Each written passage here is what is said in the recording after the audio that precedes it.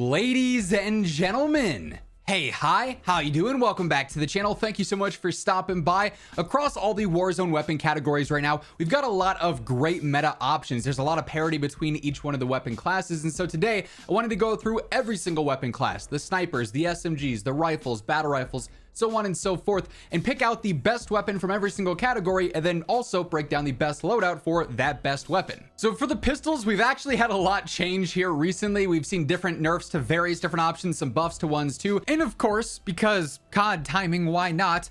Right after I ended up recording this video, they had to go through and adjust the pistol that I was going to have featured in this slot, which of course was the Core 45 with the conversion kit, but currently, as I'm recording this, the Core 45 conversion kit is disabled, so that being the best pistol currently is not even available to be used in game.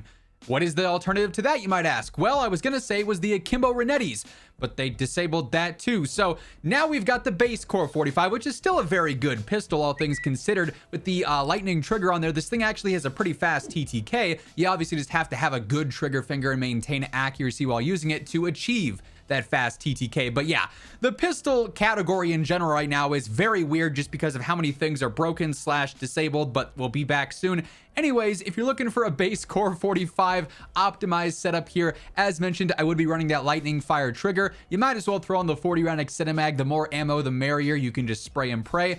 I don't really like the iron sights all that much on here, especially when you're spamming, so I go for a slate reflector. I find myself to be a lot more accurate with that. Then I go for the heavy barrel, and then lastly the sonic suppressor. So you end up having a good range on here. You're staying off the mini map, and like I said, if you can spam it quick and stay on target, this thing will actually knock players down pretty quickly. Now, the sniper meta really hasn't changed all that much since launch. As it stands right now, the Cat AMR is still the #1 sniper option. It's got that infinite one-shot headshot range, of course, so really all you have to focus on is getting a good velocity, so you don't have to worry too much about bullet drop or bullet lead. This thing absolutely dominates the sniper category in specific. So like I said, velocity is all we care about. Nightfall suppressor is going to give us a 15% increase. Zang 34 barrel will give us a 10% increase, and then running high velocity gives us a 20% increase. Keep in mind that effective damage range con does not matter because this one shot's at any range, so you don't need to have like a really good one shot range or anything because it's infinite.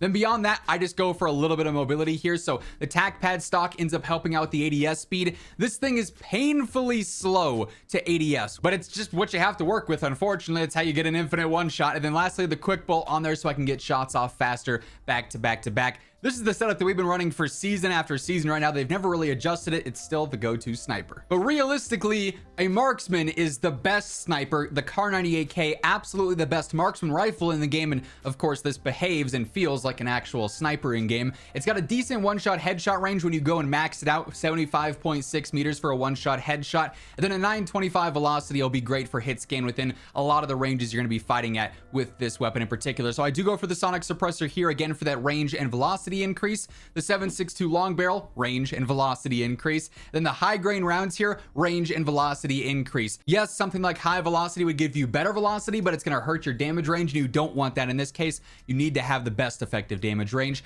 For optics, this is more of a preference thing. I really like the visual of the Antlers AS7, and it speeds up your ADS a little bit. It doesn't reload faster though, so if you like a different optic more, always go for that. Then lastly, no stock, just for a faster ADS. Better strafe speed when you are ADS is really nice too. I just like the aggressiveness that adds to the loadout. By the way, as we are going through all the setups here today, if you enjoy the video, do me a favor, drop a like. It does really help the channel grow, and it lets YouTube know you want to see more content like this. And if you are new to the channel, or maybe you have not subscribed yet, every single day I got you covered with everything you need to know about Call of Duty, so feel free to hit that subscribe button and join us on the road to 1 million subscribers. Now for the LMGs, this to me is pretty obvious. The TAC Eradicator, after the buffs that it's received, is crazy good over range. It's not phenomenal in its first damage range, just like 40 meters or so, but then beyond that, this thing is overtaking all the long range options in this game. It absolutely fries. It's low recoil as well. I love this build in particular because I can use iron sights on it. They're super clean, just like the scars basically, and this is a laser beam setup, so the core stock helps out straight up with recoil control, and that's it, so makes it easier inherently. It's got a 75 round default mag, so that works fine. High grain is going to extend out our velocity to almost 1300. 1255 is phenomenal, and we get a crazy good effective damage range. Paracord grip, better control, but also some better movement, so it's not the slowest thing on the planet.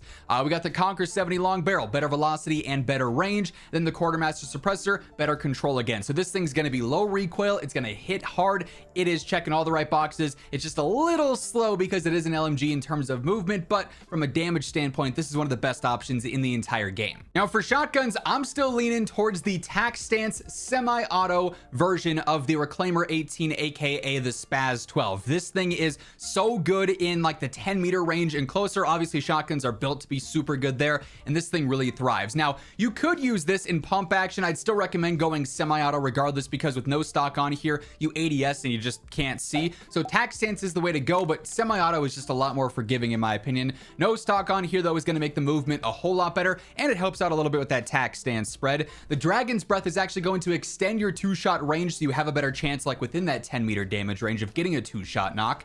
Kimura laser, better tac stance spread, also faster sprint to fire and whatnot. The heavy barrel gonna help out with that range, so again extending that 2-shot capability. Then the X10 full choke once more, extending that range as well. So yes, it's a shotgun, it's toxic, but this thing is definitely the go-to shotty as it stands. Hey everyone, real quick, wanted to give a shout out to my friends over at Control Freak. I've been using Control Freak thumbsticks on my controllers for years now. Like honestly, I feel like I can't play without them at this point.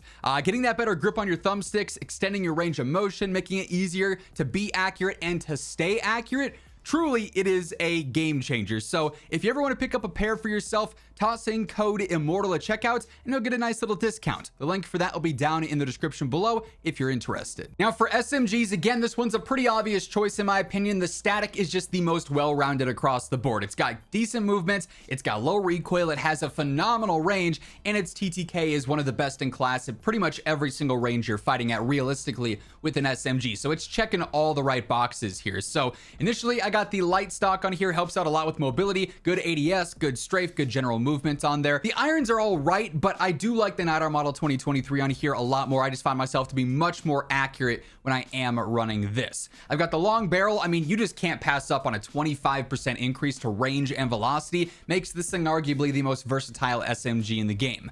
Paracord underbarrel, phenomenal as well, better control, but also better movement, so we're aggressive and it's easy to use. Then Zem compensator would work on here, Quartermaster suppressor would work as well. Either way, you're getting better control. Quartermaster is just a little bit slower with your sprint to fire, but it doesn't hurt your velocity. So just depending on how you want the gun to feel, how much recoil control you need, either of those options will work just fine, but the static objectively is the go-to SMG right now. Honestly, the battle rifle category is pretty competitive. Like the Bass B is really good. The Sidewinder, also underrated in my opinion, but the Subverter to me is just the most consistent across the board. It's pretty easy to learn this recoil pattern, even though it is more of an S-curve recoil. It's really easy to understand and I think memorize as you use the gun more. It's got a great damage range, good velocity as well. Like across the board, this thing's feeling really consistent. I do like the heavy stock on here, helps out just straight up with control and attacks that S-curve recoil pattern.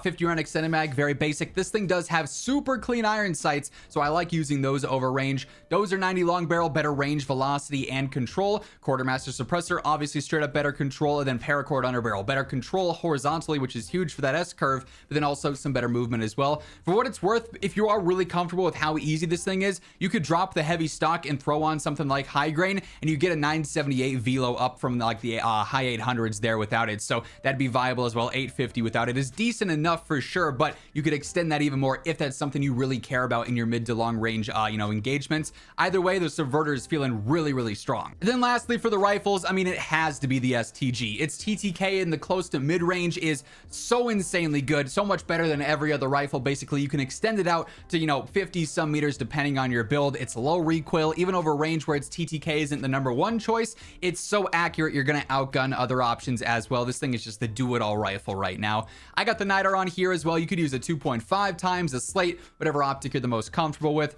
The 50 round extended mag, very basic, very straightforward there. Paracord underbarrel, again for the control and the mobility benefits. Quartermaster suppressor, yet again for the control benefits. Then I got the C70 long barrel on there. We got an 1165 velocity without high grain, which is clutch. A 47 meter damage range, which is really good as well, where it's got the crazy good TTK. So this thing is just absolutely dominating everything as it stands. But across all the weapon categories, we've got some really good options. So depending on your style of play, you can pick and choose from any of these. You can mix and match some of these as well, and you're gonna have a phenomenal time in game. That is gonna wrap things up though. If you enjoyed the video, do me a favor and drop a like. And if you are new here or you have not hit that subscribe button yet, let's change that on your way out. Hit that sub button, turn on those post notifications so you can always find your way back. But once again, thank you so much for tuning in, and until next time, take it easy, have an awesome rest of your day, and I'll catch you later.